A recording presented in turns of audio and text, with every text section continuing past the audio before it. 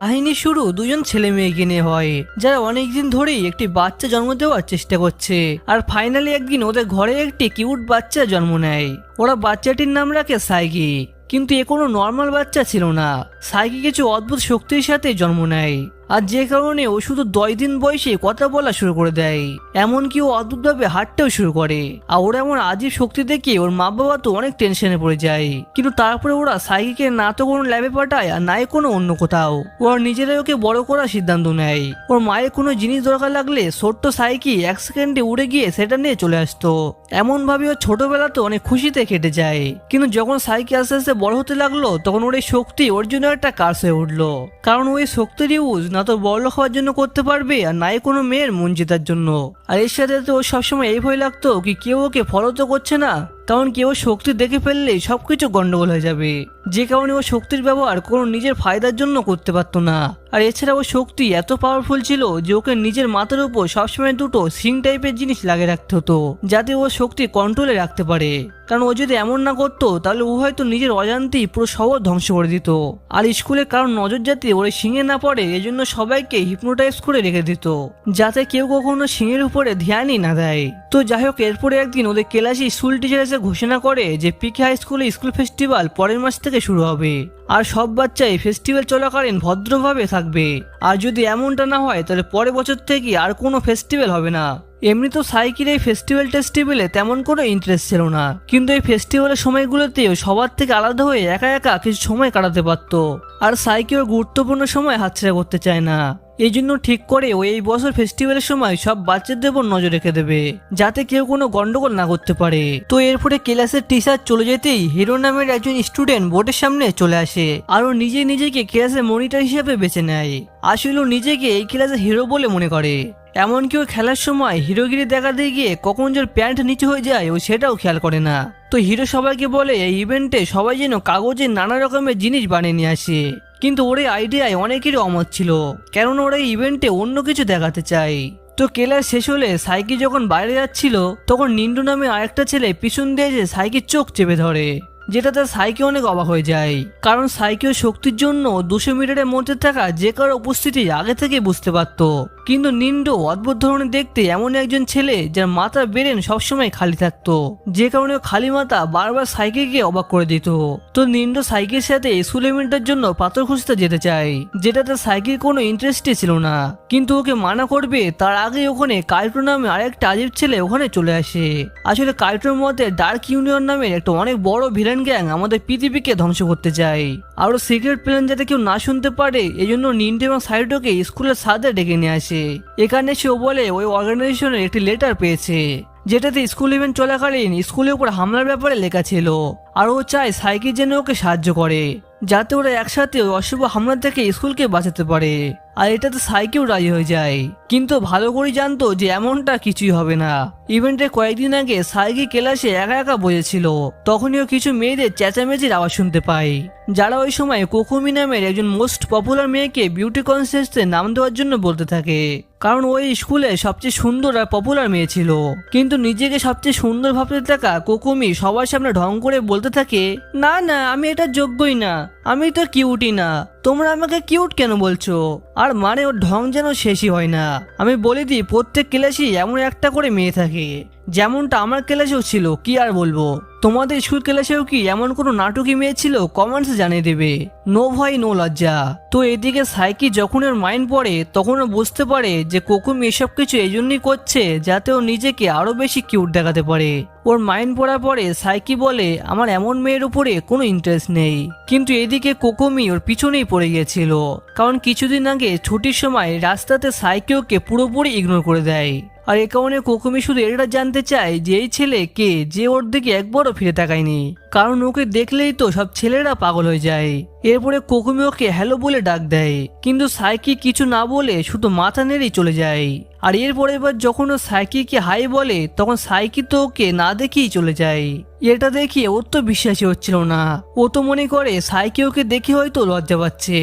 এই জন্য এবার সাইকিকে ছোট করে টাচ করে অবাক করতে চায়, কিন্তু যখনই ওকে টাচ করার জন্য এগিয়ে আসে তখন সাইকি ব্রেক মেরে ওখান থেকে গায়েব হয়ে যায়। তো এরপরে কোকুমি যখন ওকে চারিদিকে কোথাও খুঁজে পায় না তখনও মনে করতে থাকে এটা হয়তো ওর নিজের কল্পনা হবে। আর এরপরেও সাইকির ব্যাপারে বারবার ভাবতে ভাবতে ও তোর প্রেমেই পড়ে যায়। আর ওই দিনের পর থেকে কোকুমি সাইকির কাছে আসার জন্য বারবার ট্রাই করতে থাকে, কিন্তু প্রতিবারই ওর চেষ্টা বেকার হয়ে যায়। তো ফেস্টিভ্যালের সকালে সাইকি যখন ওর বাড়িতে খানা খাচ্ছিল তখন ওর হাত থেকে একটি কাচের বাটি ভেঙে যায়, যেটা ওর মায়ের মতো একটা অশুভ লক্ষণ ছিল। কিন্তু সাইকি এসব কথাতে বিশ্বাস ছিল না, আরো প্রতিদিনের মতন চুপচাপ স্কুলে চলে আসে, যেখানে ইভেন্ট শুরু হওয়ার আগে সব বাচ্চা একে অন্যের পাথর দেখতে থাকে যেগুলো ওরা ইভেন্টের জন্য নিয়ে এসেছিল। আর এটা হলো হিরোর পাথর, যেটা দেখেই বোঝা যায় যে এটা কোনো পাওয়া না বরং বানানো পাথর। আর এদের সবার থেকে আলাদা পাথর ছিল রিয়াজের, যেটার উপরে লাল রং লেগেছিল। আর তখনই সাইকির মনে পড়ে যায় যে রিয়াজ আগে একজন গুন্ডা ছিল আর ওকে ভালো করার জন্য এই স্কুলে পাঠানো হয়েছিল। সেজন্য এটাও পসিবল ছিল যে ওর পাথরে লেগে থাকা লাল রংটা আসলে কোনো রক্ত। তো এরপরে সাইকি স্কুলের করিডোরে বেড়াচ্ছিল, যেখানে নোটিস করে কোকুমি ওকে সবসময় ফলো করছে। আর এখন কোকুমির প্ল্যান ছিল যেমন করে কিছু সময় সাইকির সাথে একসাথে কাটানো, কিন্তু কোকুমি এটা জানতো না যে ওর মাথায় চলতে থাকা সব প্ল্যানের ব্যাপারে সাইকি আগে থেকেই জেনে যাচ্ছে। তো যাই হোক করে কোকুমি সাইকির সাথে কথা বলার ট্রাই করে, কিন্তু তখনই কোকুমির একটা অনেক বড় ফ্যান ক্লাব ওখানে চলে আসে, যারা সবাই কোকুমির প্রেমে পুরো পাগল ছিল। আর ওরা কোকুমিকে স্কুল বিউটি কন্টেস্টে যোগ দেওয়ার জন্য রিকোয়েস্ট করে। আর এই সুযোগে সাইকি পিছন থেকে কেটে পড়ে। এরপরে ও নিজেকে টেলিপোর্ট করে একটি ম্যাজিক শোতে চলে আসে, যেখানে একটি স্টুপিড স্টুডেন্ট নিজের মায়ের সাথে জাদু দেখাতে চলেছে। আর ওদেরকে দেখে সাইকি ভাবে এরা কোনো গন্ডগোল না করলে হয়, এই জন্য নিজের শক্তি অ্যাক্টিভেট করে রেখে দেয়। তো ম্যাজিক শুরু করার আগে ওই স্টুডেন্ট বলে আমি নিজের হাত পা বেঁধে বাক্সের মধ্যে ঢুকে পড়বো, যেখানে 3 মিনিটের মধ্যেই ওকে ওখান থেকে গায়েব হতে হবে, কারণ 3 মিনিট পুরো হতেই ওর মা ওই বাক্সের ভিতর ধারালো অস্ত্র ঢোকাতে চলেছে। তো ওই ম্যাজিশিয়ান বাক্সের মধ্যে ঢুকে পড়ে।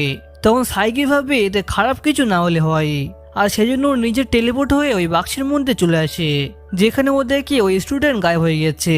কিন্তু এখন মেন প্রবলেম হচ্ছে সাইকি 10 মিনিট পুরো না হওয়া পর্যন্ত নিজেকে আর অন্য কোথাও টেলিপোর্ট করতে পারবে না, যার মানে ওকে এখন এর ভিতরে হওয়া সব হামলা থেকে নিজেকে বাঁচাতে হবে। তো যাই হোক 3 মিনিট পরে ওই ম্যাজিশিয়ানের মা বক্সের মধ্যে লম্বা সোর ঢোকাতে থাকে, যেটা থেকে সাইকি অনেক কষ্ট করে বেঁচে যায়। কিন্তু ওর সমস্যা শেষ এখানেই ছিল না, কারণ তখন ওর মা ডিসাইড করে যে ওই বাক্সটিকে উপর থেকে ফেলে জ্বালিয়ে দেবে। আর যখন ওই বাক্স নিচে পড়তেই যাচ্ছিল তখনই ঠিক সময়ে সাইকি লাফ মেরে ওটি থেকে বেঁচে যায়। কিন্তু এই মা এখানেই শেষ করে না, এরপর ওই বাক্সের উপরে তেল ঢেলে ওটিতে আগুন লাগিয়ে দেয়। আর শুধু এটাই না, এরপরে ওই মহিলা আরো বেশি এক্সাইট হয়ে যায়, আরো সিদ্ধান্ত করে ওই বাক্সটিকে রোলার দিয়ে গুঁড়ো করবে। কিন্তু যখনই বুলডোজার ওই বাক্সের একদম কাছে চলে আসে ঠিক তখনই সাইকি ফিল করে যে 10 মিনিট পুরো হয়ে গেছে, আরো এন্ড টাইমে নিজেকে বাক্স থেকে টেলিপোর্ট করে নেয়। আর এদিকে জাদু করে আবার স্টেজে চলে আসে, যেটা দেখে ওখানকার সবাই তো অনেক হাততালি দিতে থাকে। আর এদিকে কোকুমিও সবার কথা শুনে পিকে বিউটি কন্টেস্টে যোগ দেওয়ার সিদ্ধান্ত নেয়, কিন্তু কোনো কন্টেস্ট হিসেবে না, একজন জাজ হিসেবে, যে কারণে স্কুলের সব ছেলেরা তো অনেক নিরাশ হয়ে যায়। আর এদের মধ্যে কাইটোও ছিল, যে কারণে ভিড় থেকে বেরিয়ে স্কুলের পিছনে চলে আসে। আর এখানে ওর সাথে দেখা হয় ডার্ক ইউনিয়নের একজন মেম্বারের, যে ওকে নিজের সাথে ওদের আড্ডায় নিয়ে আসে, যেখানে এসে পরিচয় হয় গ্যাংয়ের লিডার মুনলাইট বাটারফ্লাইয়ের, যে কাইটোকে মনে করায় কি ও আগে ওদেরই গ্যাংয়ের একজন পুরানো মেম্বার ছিল।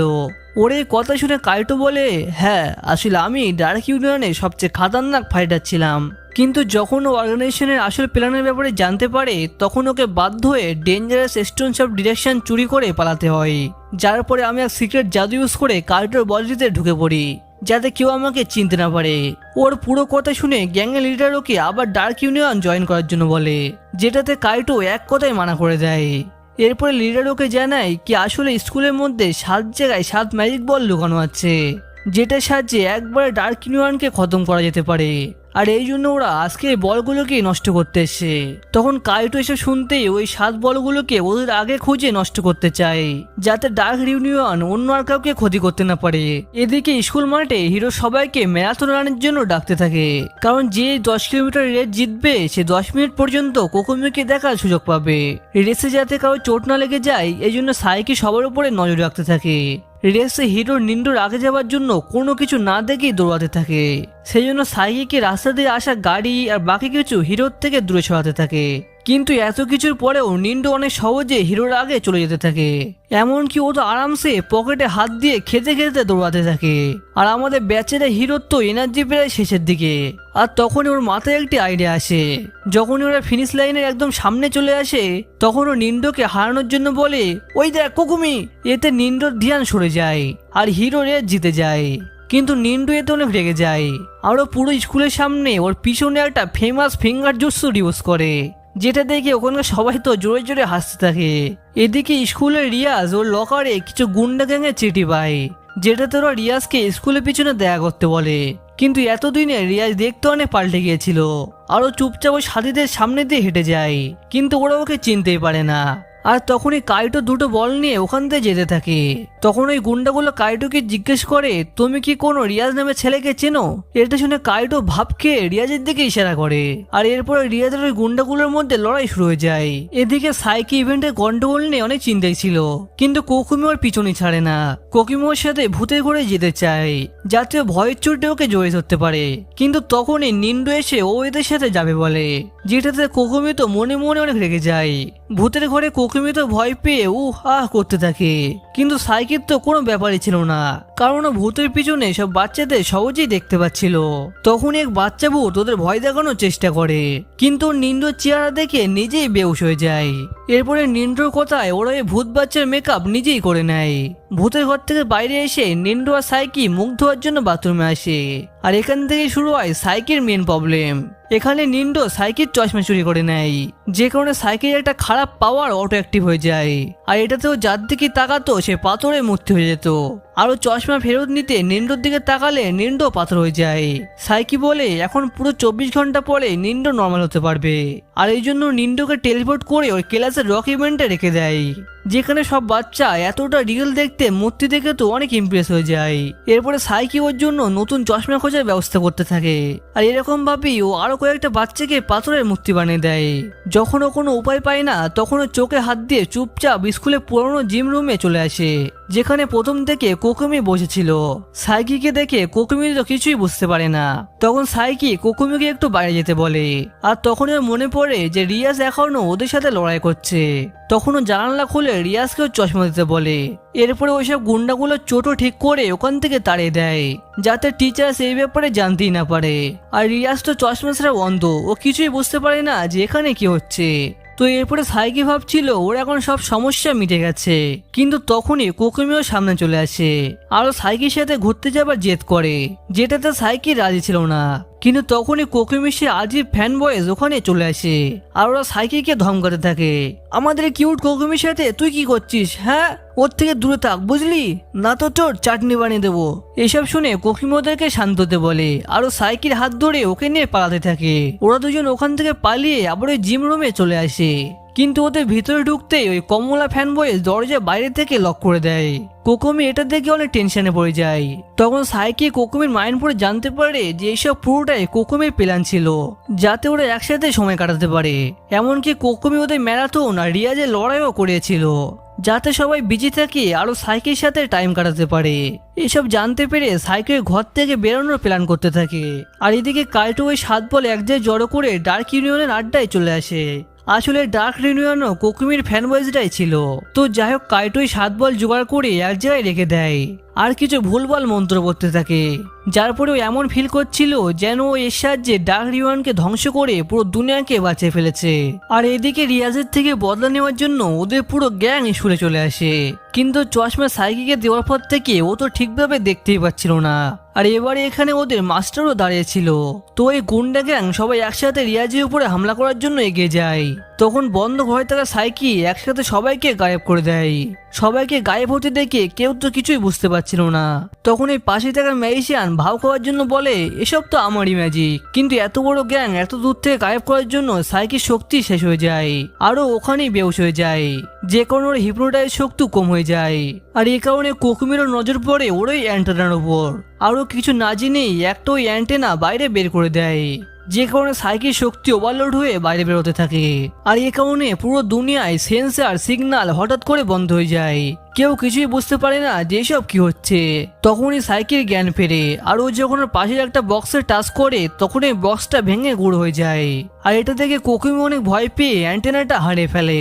এদিকে সাইকি যখন এটা নোটিস করে তখন ও কোকুমিকে ওর অ্যান্টেনা ফেরত দিতে বলে, কিন্তু তখনই ঘরে সব দেয়াল বরফে জমতে শুরু করে, যেটা দেখে সাইকি বুঝতে পারে যে ওরা এখন পৃথিবী থেকে অনেক উপরে আছে। এই জন্য কোকুমি বেহুশ হয়ে যাওয়া পর্যন্ত ওয়েট করতে থাকে। কোকুমি বেহুশ হতেই ও তুড়ি মেরে অ্যান্টেনা আবার খুঁজে নেয়, কিন্তু বুঝে পাচ্ছিল না যে ঘর নিচে নিয়ে যাবে কি করে, কারণ এমন করে নিচে গেলেই সবাই ওর উপরে সন্দেহ করবে। তখন আমরা দেখি নিচে কাইটোয় ফাঁকা ঘরের সামনে 7 বল নিয়ে মন্ত্র পড়ছে, আর সাইকেও এটার ফায়দা উঠিয়ে ওই শক্তির ইউজ করে আবার নিচে চলে আসে। তখন সবাই তো কাইটোর মন্ত্র দেখে অনেক অবাক হয়ে যায়, আর তখন ওই জাদুঘর ভাব খাওয়ার জন্য বলে এই সব কিছু আমারই ম্যাজিক। তো এরপরে সাইকি বিনা বাধায় ওর বাড়ি চলে আসে। আর আজকের এই ম্যাজিক মুভি এখানেই শেষ হয়ে যায়। তো এটা কেমন লেগেছে সবাই কমেন্টসে জানিয়ে দাও, আর শেষে লাইক এন্ড সাবস্ক্রাইব করে দিও।